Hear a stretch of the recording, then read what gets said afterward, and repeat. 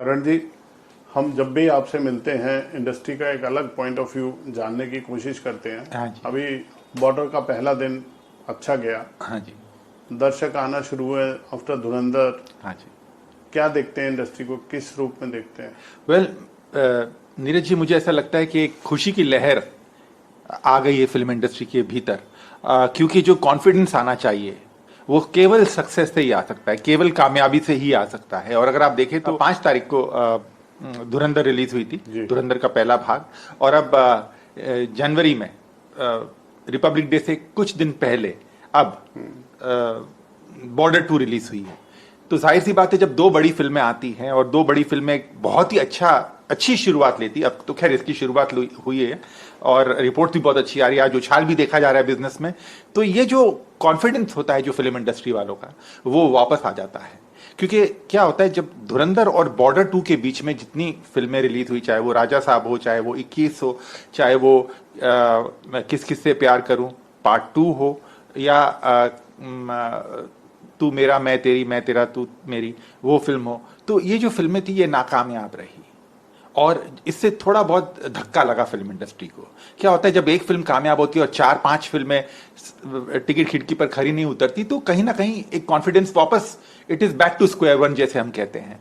But अब चूंकि border 2 ने भी एक बहुत अच्छी शुरुआत ली, इससे साबित होता है कि दर्शक सिनेमाघर में आना चाहते हैं, बशर्ते हम अच्छी फिल्में बनाएं और अच्छा, जो कहते हैं ना, भरपूर मनोरंजन उन्हें दे। चाहे वो धुरंधर में हो, चाहे इसमें बॉर्डर 2 में हो, जो एक लेगेसी को फॉरवर्ड लेके जाती है और हमारी आर्म्ड फोर्सेस को सैल्यूट करती है, रिस्पेक्ट देती है, जो कि बहुत अच्छी बात है। और ये फिल्म बहुत ही बेहतरीन फिल्म है। अगर आप देखेंगे बॉर्डर 2, इसमें पहले भाग में तो इमोशंस पे ध्यान दिया गया है, परिवार के जो रिश्ते हैं उस पर ध्यान दिया गया। और जो दूसरे भाग में इस फिल्म में जो वॉर सीक्वेंसेस दिखाए हैं वो जबरदस्त दिखाए हैं। तो कहने का मतलब यह है कि धुरंधर और अब बॉर्डर 2 से मैं कहूंगा कि बॉक्स ऑफिस पे हिंदी फिल्मों की वापसी हुई। जब आप खराब कंटेंट की फिल्में बनाते हैं और हाँ जी। एक्सक्यूज देते हैं कि ये फिल्म इस वजह से नहीं चली, ये फिल्म इस वजह से नहीं चली, हाँ जी।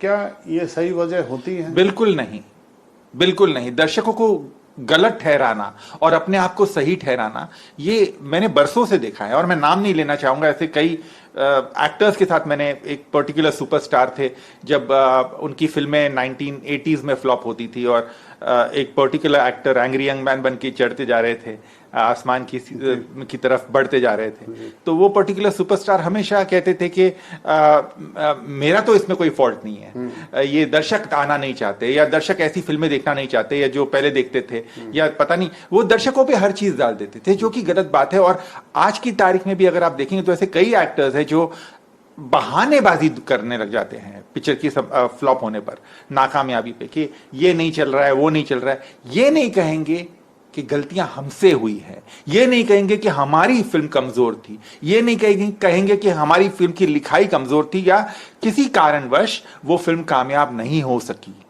ये कबूल करना, ये एक्सेप्ट करना और कहना कि हमसे गलती हुई है, इसके लिए बहुत बड़ा जिगर चाहिए होता है। और हमारे फिल्म वालों में, और खासकर कुछ एक्टर्स में तो बिल्कुल नहीं है। प्रोड्यूसर्स भी चुप हो जाते हैं एक्टर्स के सामने। बट कहने का मतलब ये है कि भाई, आप अपनी अगर गलतियां नहीं सुधारेंगे तो आप अच्छी फिल्में नहीं बना पाएंगे। और ये एक जिंदगी की बहुत बड़ी सच्चाई है। वो फेक पीआर, उसके अराउंड स्टोरी क्रिएट करना, इससे क्या फिल्म को फायदा होता है? बिल्कुल नहीं। देखिए, आज एक जमाना ऐसा हो गया है सोशल मीडिया के थ्रू एक परसेप्शन बनाने का, कि भाई वाह क्या ट्रेलर है, वाह क्या टीजर है। और ऐसे कई इंस्टेंसेस रहे हैं, उदाहरण रहे हैं रिलीज से पहले, जबकि आप जानते हैं कि थोड़ा कमजोर है जो आपका यूनिट आपने लॉन्च किया है पब्लिक डोमेन में, चाहे वो एक सॉन्ग हो, चाहे वो टीजर हो, चाहे वो ट्रेलर हो, या कोई भी डायलॉग प्रोमो हो, या जो भी हो, आप जानते हैं कमजोर है और रिएक्शन नहीं आ रहे। पर वो एक हवा बनाने की कोशिश की जाती है सोशल मीडिया के थ्रू। और कुछ ऐसे पत्रकार तो नहीं कहूंगा उनको, सोशल मीडिया पे बैठे हैं कुछ ऐसे लोग जो हर चीज में वाहवाही करने लग जाते हैं। Correct. उनके सामने अगर कुछ पैसे फेंके जाए तो वो ये जो परसेप्शन बनाने की कोशिश करते हैं। बट मैं हमेशा कहता हूं कि दर्शक सब जानते हैं, दर्शक से कुछ नहीं छुपता। और पहले दिन आपको पता चल जाता है कि आपने जो परसेप्शन बनाने की कोशिश की है वो एक फॉल्स परसेप्शन था, क्योंकि दर्शक इतने स्मार्ट है, उस वक्त भी स्मार्ट थे, आज भी स्मार्ट है, उनको नजरअंदाज नहीं कर सकते, उनको आप अंडर एस्टिमेट नहीं कर सकते, उनको आप ये नहीं कह सकते कि भाई जो हम परोसेंगे वो एक्सेप्ट कर लेंगे। तो ये जो एक टेक्निक है दर्शकों को फॉल्स परसेप्शन से अपनी ओर आकर्षित करने की, ये बहुत गलत है। और इससे हमारी बहुत गलतियां होती है, कि गलतियां ये होती है कि भाई हम वही फिर सब स्टैंडर्ड्स ऑफ बनाने लग जाते हैं, वही कमजोर फिल्में बनाने लग जाते हैं और उसे परसेप्शन के हवाले छोड़ देते हैं कि भाई ये परसेप्शन से हम इसे ठीक कर देंगे, जबकि बात गलत। आज की तारीख में मुझे मीडिया स्क्रीनिंग का पता नहीं, क्योंकि मैं अलग से पिक्चर देखता हूं, बट मैं ये कहना चाहूंगा कि जब तक मैंने मीडिया स्क्रीनिंग में देखा है उस वक्त इतनी प्रैक्टिस इतनी नहीं थी, पर मैंने सुना है आजकल ये बहुत होता है। बट जहां तक मैं समझता हूं कि बेशक आप एक अगेन उस परसेप्शन, जो आपने एक बहुत सही सवाल उठाया था, कि एक परसेप्शन बनाने की कोशिश की जाती है, चाहे वो फैंस को बुलाया जाए, तालियां बजवाई जाए और सीटियां मरवाई जाए, तो उससे क्या होता है कि उस वक्त आप कहीं ना कहीं इन्फ्लुएंस करने की कोशिश करते हैं। बट जब पब्लिक डोमेन में फिल्म आती है, सवेरे 9 बजे का शो होता है या 8 बजे का या 10 बजे का शो होता है, उसके बाद दूध का दूध पानी का पानी हो जाता है। उसके बाद जो सच्चाई है वो छुप नहीं सकती, क्योंकि आज की तारीख में सोशल मीडिया, वही सोशल मीडिया, चाहे वो व्हाट्सएप हो, चाहे वो कोई भी सोशल मीडिया एप्स हो, वो आग से ज्यादा तेज फैलते हैं आपके ओपिनियंस, चाहे वो अच्छे हों चाहे बुरे हों। और न सिर्फ क्रिटिक्स के, बल्कि एक आम आदमी भी जब अपने दोस्तों को लिखता है या मैसेज भेजता है, पिक्चर अच्छी है बुरी है, वो इमीडिएट लोगों तक पहुंच जाती है रिव्यू आने से पहले थे।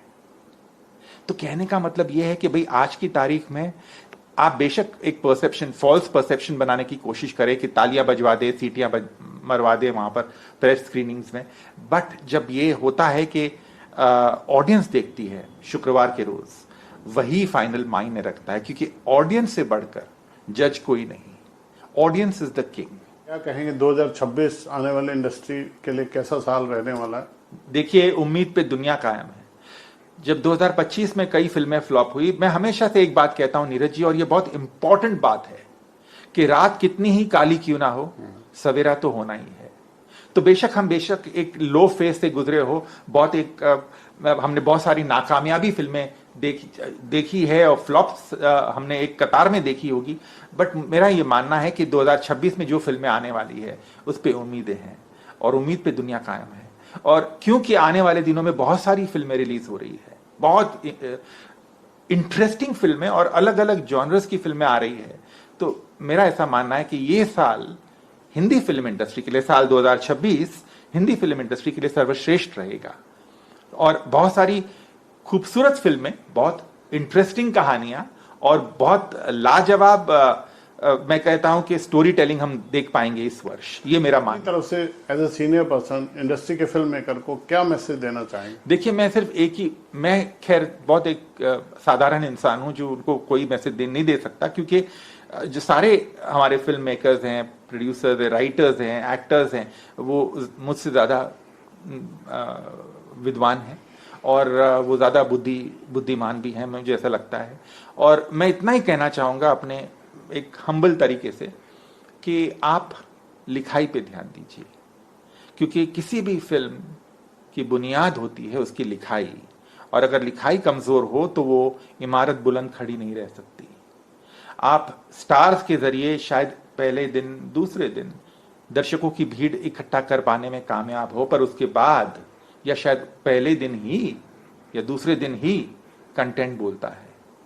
और अगर कंटेंट अच्छा होगा तो दर्शक जरूर आपकी फिल्म को आसमान पे बिठाएंगे, वरना जमीन पे गिरा देंगे। ये बात हमने ये हर सदी में देखी है, और ये आज की तारीख में ज्यादा लागू होता है, क्योंकि स्टेक्स बहुत हाई हैं, पैसे बहुत लग रहे हैं फिल्मों पे। आज केवल 5 करोड़ 10 करोड़ की बातें नहीं हो रही है, बल्कि 200 300 400 500 1000 करोड़ की बातें हो रही है। ऐसी ऐसी फिल्में आ रही है जिसके बजट सुनकर आप हैरान हो जाएंगे, चकित रह जाएंगे। तो अगर आप कंटेंट पे ध्यान नहीं देंगे तो वो कहते हैं ना कि हर चमकती वस्तु सोना नहीं होती, ठीक उसी तरह हर जो महंगी फिल्म होगी वो कामयाब नहीं होगी, ऐसा मेरा मानना है।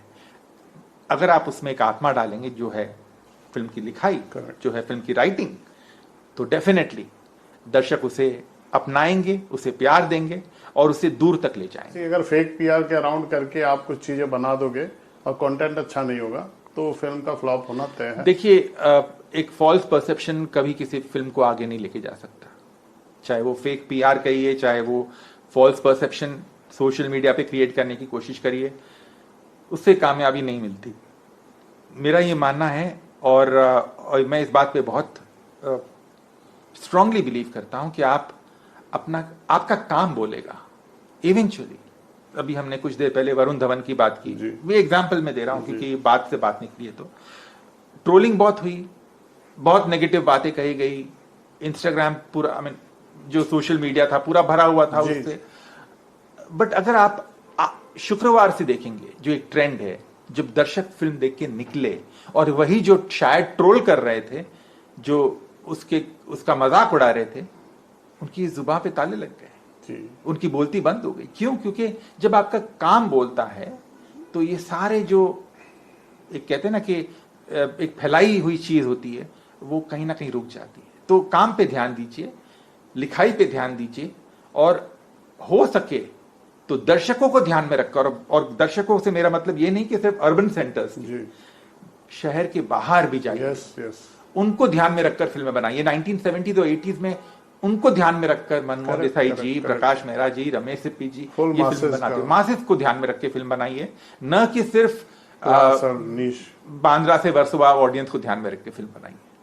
चलिए, हम विश करते हैं 2026 इंडस्ट्री के लिए अच्छा हो। हम आपसे फिर बात करेंगे, तंग करते रहेंगे आपको। Thank you so much Neeraj ji, हमेशा आपसे बात करके बहुत अच्छा लगता है। Thank you sir, thank you.